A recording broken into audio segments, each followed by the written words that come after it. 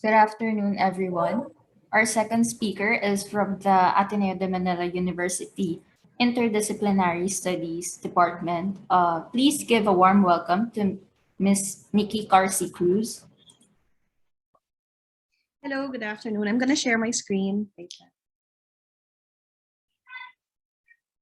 Okay. Okay.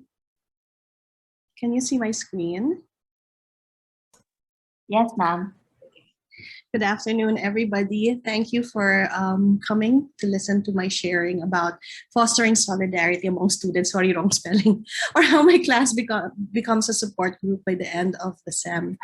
The class that I'm talking about is called Nonviolence. My presentation today comes in 4 parts, and I'll try to talk for 3 minutes per part, and then an intro and a closing at the end. So for part 1, I just like to share something a little bit about the course so that you know the context that I'm coming from. The course that I'm using for today is called Nonviolence. And the first page that the student sees is the brief syllabus description that's in the course official course description, but I added a sentence at the start. Nonviolence is not a passive stance. It is a robust agency that speaks truth to power and serves to radically transform society. So the class had to anchor on truth and had to anchor on transformation. So those were very important goals of the class, and it was through the means of the class that those lessons should be learned. You know? Let me continue. It has proven effective in informing, empowering, and liberating humanity from the shackles of unjust structures and apathy. This course offers an interdisciplinary and experiential approach to the study of nonviolence. The course considers the theoretical frameworks for nonviolence and the historical experiences with nonviolence in India, South Africa, US, and of course the Philippines. And there are many ways to practice nonviolence, as there are many approaches to studying the topic. This course introduces students to the broad field of nonviolence to include those forms of principled nonviolence that embrace it as a way of life, and the pragmatic nonviolence as a political tool. Nonviolence is in the everyday as it is in the world affairs. It is personal, it is global. Everything is intertwined, interconnected. You will learn this soon enough. So I had to think of a way to make the course something they can experience, but this is online, and something they can connect, where the politics of everyday life is connected to bigger issues that are going on in the country and the world. So I had to think of creative ways, and so this is how I introduce the syllabus. You will have 4 modules. You will have 3 quizzes, 3 assignments, 1 major requirement at the end of the course called the Truth Experiment. We will read 1 book and 5 articles and watch 1 film. We will have 6 synchronous sessions and plenty of discussions, whether in Canvas or during small group conversations that are optional on those class days when we do not have synchronous sessions. It sounds like a normal course, doesn't it? And if you look at the syllabus, it will seem like your average reasonable class. But what if I were to tell you this? That our quizzes are always open notes, multiple choice, and can be answered collaboratively, but submitted individually. The grading is always individual, but getting to finish the project or the quiz can be done with classmates. No? I would encourage you to ask help from one another when you are not sure. This means if only one person in class knows the answer and that person shares with the rest, that's all it takes for everyone to get it right. Our assignments can be done twice when you don't get it the first time, and you always have a second chance without having to ask for it. Or that the final summative assessment, the truth experiment, is of your own design, and you get to decide how best to show me what you've learned. I had to fill out the syllabus using the given template, and I complied with school rules, but do know that this class encourages you not to follow a template, but to discover what is true and good and just for you. Tell me what you need, what you can do or can't do given your circumstance, and tell me the truth, and we can work things out.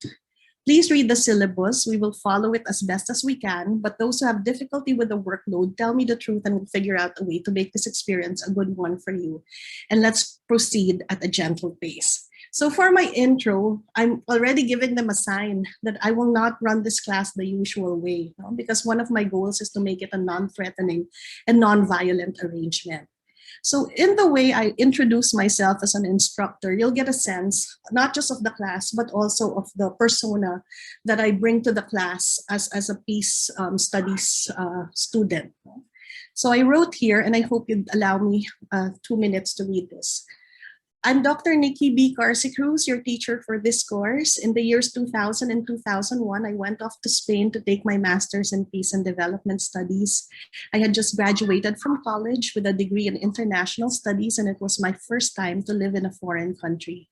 I was not very fluent in Spanish, and for the first time in my life, I found out what it felt like to be the slow one that everyone had to wait for, the weakest link in the class. I took the course Nonviolence in the Spanish language, and I labored hard to do the readings and to write the essays. And every step of the way, I received patience, compassion, and understanding from teachers and classmates, especially when I struggled with finding the words to speak my truth. Spain was a center of education for the Spanish-speaking world. And my classmates from Spain, Colombia, Mexico, Peru, and Argentina were so articulate since Spanish was their mother tongue. Understanding their accents and idiomatic expressions was so difficult, and I felt dumb because I only understood half of what was being said. And I also felt mute because I had so many things I wanted to say but couldn't. And being rendered mute was an important part of my education. You see, I graduated valedictorian in college, and I was a champion debater who was used to being a competitive know-it-all. I always wanted to win. But in Spain, I learned to be humble, modest, and slow. I unlearned my competitive ways and lost my appetite for power. I became aware of kindness and generosity from people who were willing to help me even if they would get nothing in return. I also became aware of race, gender, class, and marginalization as I lined up with hundreds of migrant, mostly African workers to process my papers to stay in Spain. From top dog, I became an underdog in many aspects of life. I learned to walk instead of driving a car. I learned to listen instead of dominating discussions. I learned to watch instead of being in the limelight. And in doing so, I learned more about nonviolence. I learned so much in and outside the classroom from my peace study sojourn in Spain. I wrote more, but I'll skip 2 paragraphs. No, but the first paragraph on this second slide talks about me going to Mindanao and having a difficult time there also because they saw me as someone from Imperial Manila. And so I became aware of binary thinking where there's an us versus them, and I became very sensitive about it. At the bottom, I wrote how I started teaching in Ateneo. I applied to the IS department, and they only gave me one subject to teach as a part-timer, and it was this class, nonviolence. It's unlike the other courses I teach because it is crafted with love as the primary motivation behind the design. My goal in designing this class is to make the class the kind of refuge that I experienced when I was studying in Spain as a struggling outsider who was lagging behind. I find that many classroom experiences can be terrifying or terrorizing or punitive in design and in nature, bent on punishing students for non-compliance. Either that or they have a punishing workload. And I didn't want it to be this kind of course. You will learn, I told my students, but not by force. The readings may be difficult for some, but I will guide you and give extra attention to those who will need to go slow. Nonviolence is not just the topic of the course, it is the means, the method, the meaning, and meaningfulness of the entire course. In 2016, I had a miscarriage. In 2017, I gave birth to my youngest child. And in both cases, I had to take a maternity leave in the middle of the semester and had to hold my nonviolence classes online while on bed rest. In both situations, students had been very kind and understanding to me, taking charge of their own learning. And I was deeply touched by the way the class proceeded despite my limitations. It showed me that through dialogue, learning can take place even as we accommodate the unique needs of teachers and students alike. And the kind understanding I received from my previous teachers in Spain and students alike makes me eager to extend the same kind of understanding to my students. So I draw attention to this line. In this class, I hope you do not feel small, inadequate, or unwelcome, not for a single moment. It is my hope that you do not feel stressed, rushed, or rendered mute. I teach this class in good faith, firm in my belief that each one has something to say that matters. And I encourage everyone to be understanding and patient with others and with ourselves. Let's make this class a space where we can speak our truths and transform our hearts, minds, and lives away from anger and towards love. I am your teacher, yes, but I'm also your fellow student. I have a lot to learn constantly. Let's learn nonviolence together. Okay, so that's the intro I give my class. So the tone is set that you can be slow and you can ask for help. And this is set up in a very particular way. So let me give an example. No? How do I do readings and discussions? If they are difficult, how do we make them? How do they journey with me through a reading? How do they journey with their classmates through a reading? What does the discussion board look like? So here's an example. I gave a graduate level reading material by Galtung, which is very dense. And I start with me, my voice is in blue. Let's start with the first page of the reading and read until the top part of the second page. Let's begin with the definition of cultural violence. So throughout the reading, I break it and then I talk to them, but this is asynchronously. So at the top of the next page, I say, the example he gives is how killing becomes heroism when it is done for the country. The idea of patriotism makes killing not only okay, but even a duty. Imagine how many ways we have been made to internalize patriotism through the national anthem, through art, through movies, araling panlipunan classes, history classes, and so on. The classroom and teachers and textbooks are transmission belts for many forms of cultural violence like patriotism.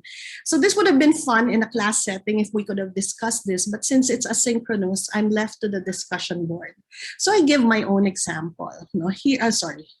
Here my example. Galtong's example made me think to myself, have I done something violent that did not seem to me like it was violent?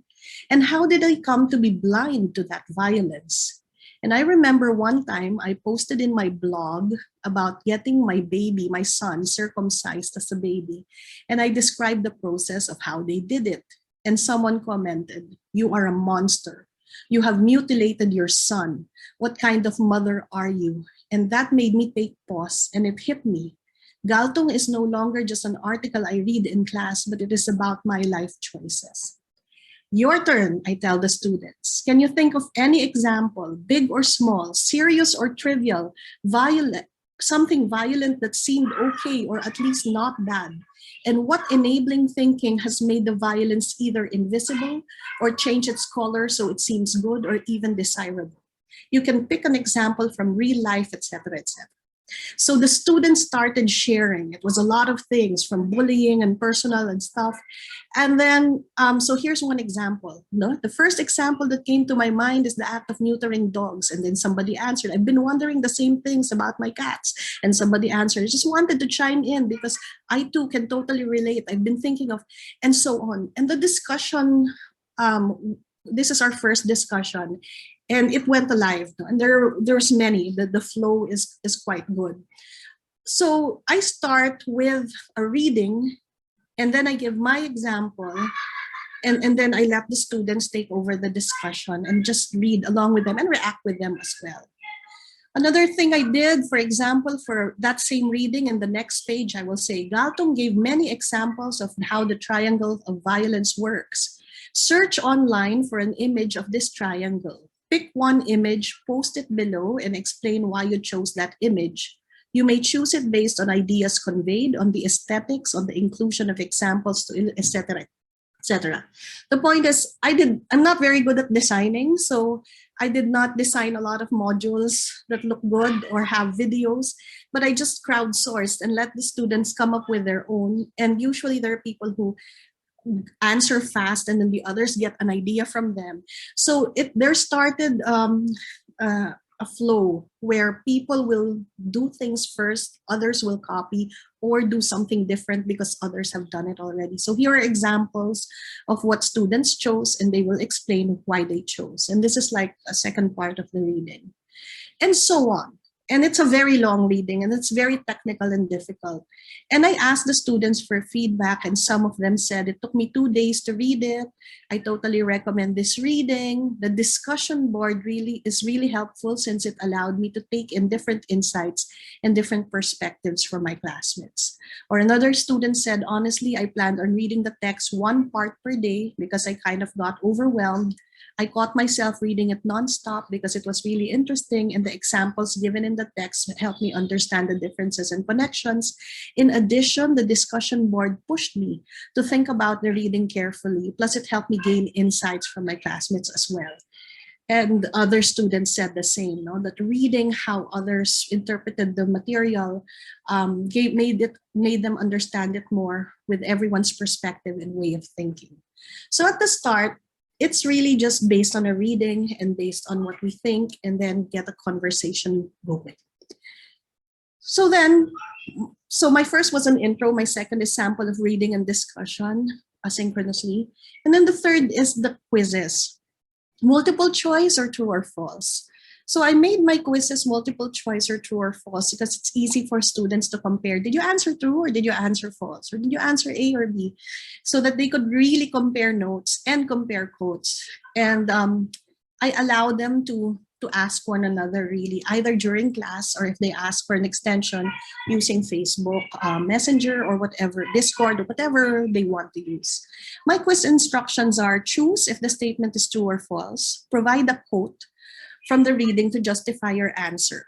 Okay, so students ask each other what their answers are, and they compare the quotes, and students sort of generate a way to divide the work and then get back together and then validate, confirm, and discuss. One example, so the way I do my questions is really with that in mind, to make people discuss, because it's not going to be easy. For example, a key element of moral jujitsu is controlling one's anger, managing it, suppressing it, or concealing it if one is already aware that the feeling is welling up inside. Anger towards an unjust aggressor is natural, and the nonviolent resistor is only human after all.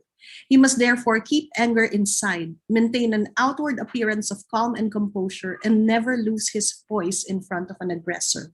This is something all of us can learn in daily life, in situations big and small. We must have a grip of ourselves and keep our emotions in check, even if there is a raging storm inside. We must always be in control and remain calm. Is this true or false? Okay, so the students will now have to go back to the reading and say what moral jujitsu the assigned reading says about this class.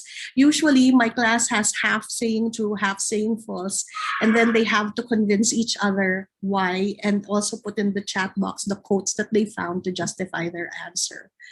Some examples would be, moral jujitsu requires a willingness to suffer. Can children, women, the elderly take part in this, even if they will be put in harm's way? Is this for everybody, or are there exceptions to the rule? So the kind of questions I ask are in the readings, but it will require you to go back to the readings and require a kind of conversation. And everybody could get the same score, but in my experience, they don't usually all have the same answers even after the discussion and all that. Okay, so the way I write my questions really is in today's language. The reading I assigned is from the 1930s, during Gandhi's time, or 1940s, but I would use words like nonviolent resistance is a form of emotional blackmail. And then I'd work on the dynamics and try to check if they understood the dynamics of nonviolence thinking in a true or false setup.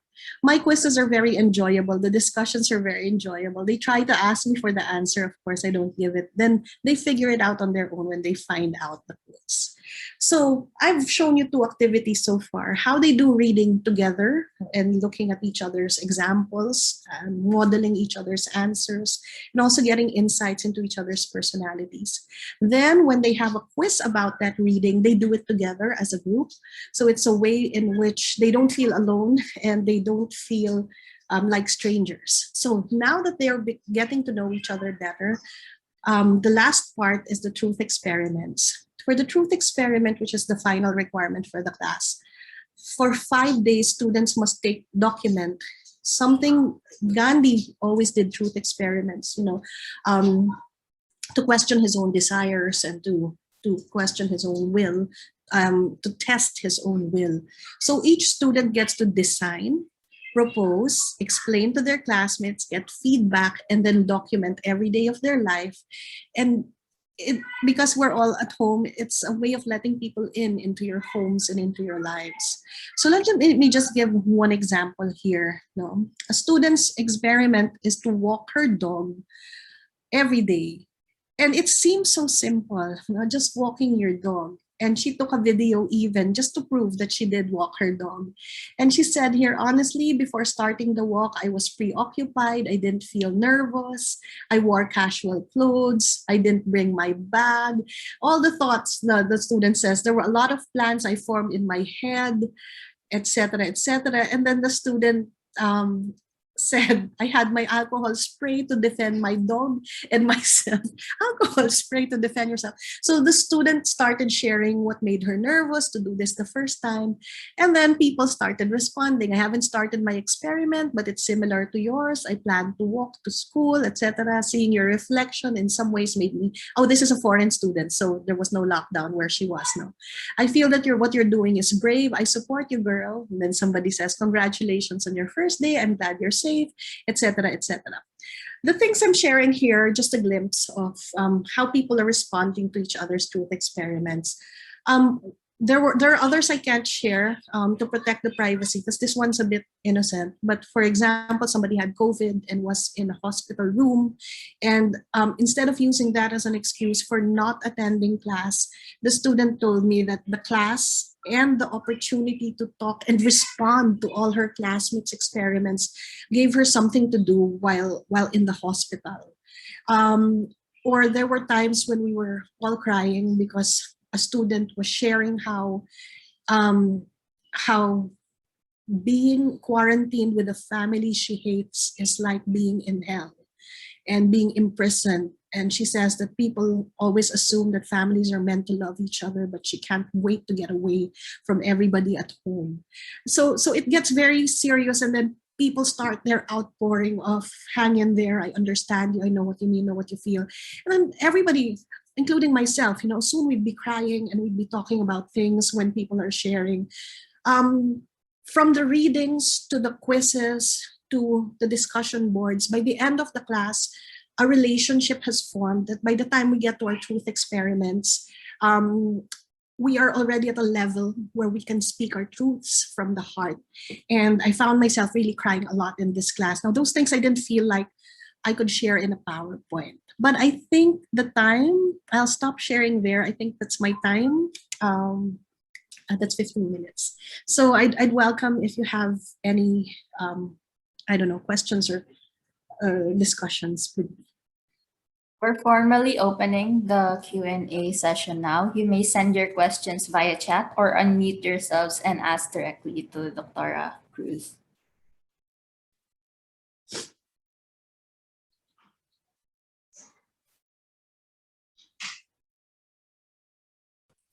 Wala. Walang questions. We have one question. Okay. Why isn't this course an IE yet in the core curriculum? Please submit it tomorrow. Haha, I'm serious. How can I say that non-violently? I know Sir Benji knows that I've submitted a lot of IE proposals from our department, but I kind of wanted this to be my way to know my students in IS. But of course, many of the students who join are not only IS.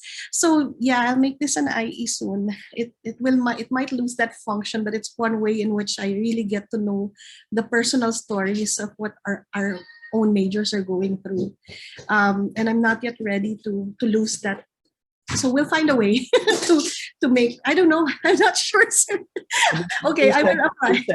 Two sections. No, pero okay din eh. Yeah, pwede halo. Yeah, this Yeah. is great. Yeah.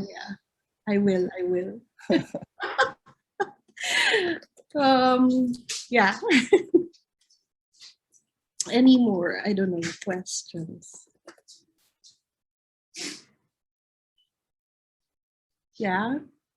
Wala na ba? Wala na.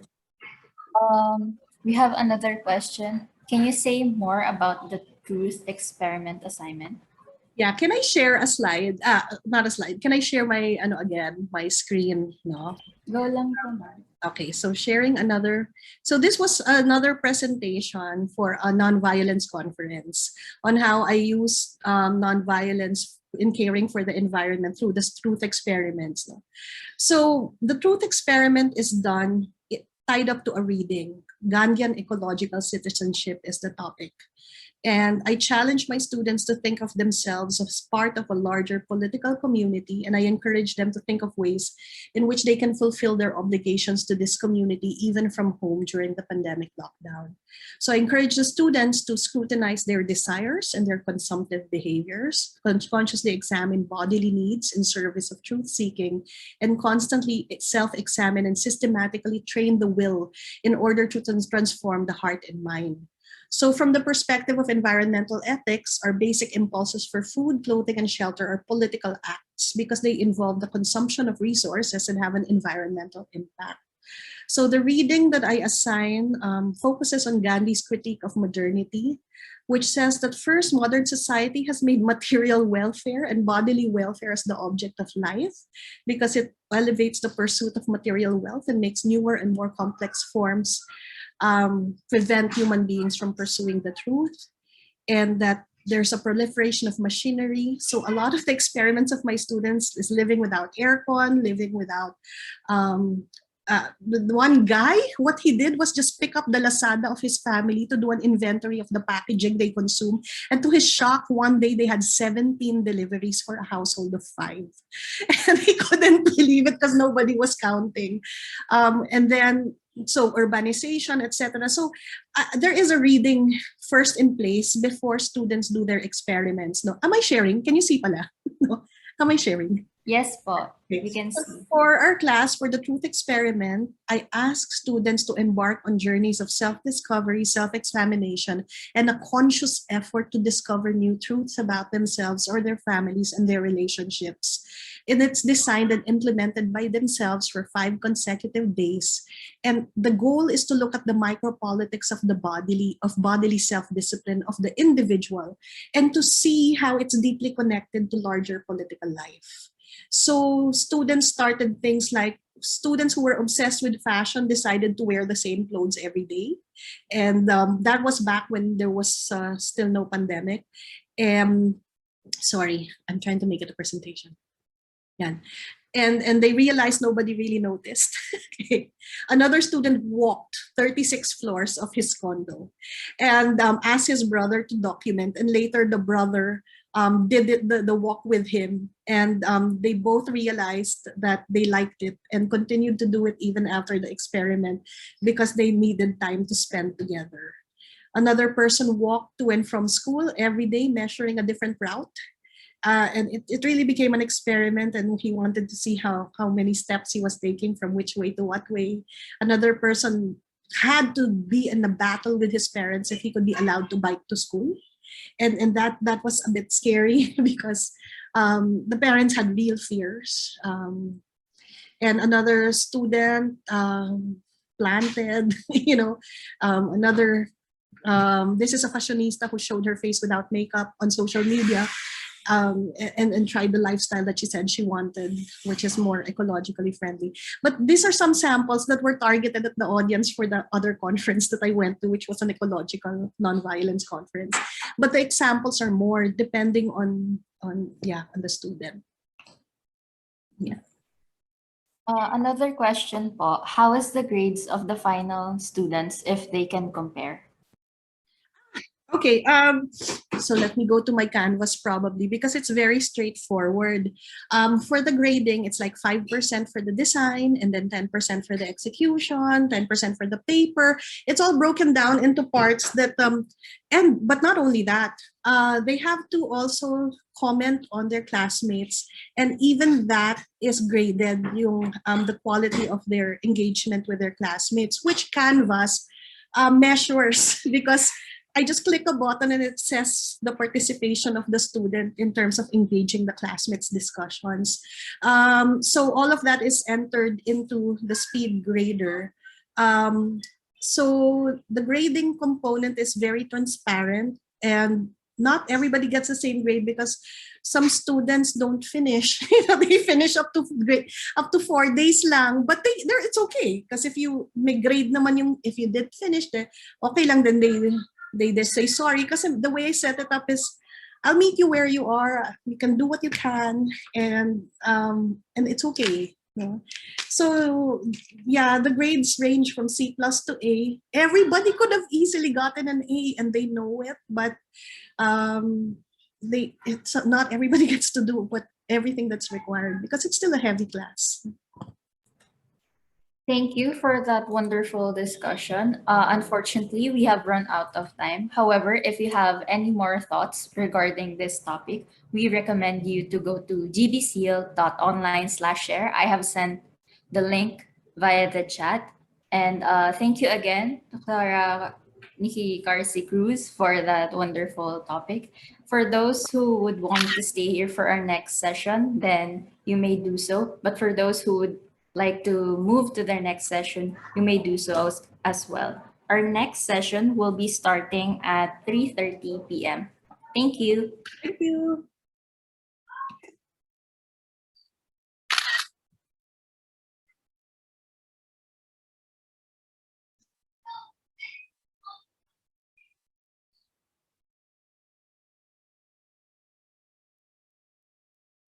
Bianca, I'll leave in a minute, pero let me just copy what's in the chat box. Okay po. A screenshot.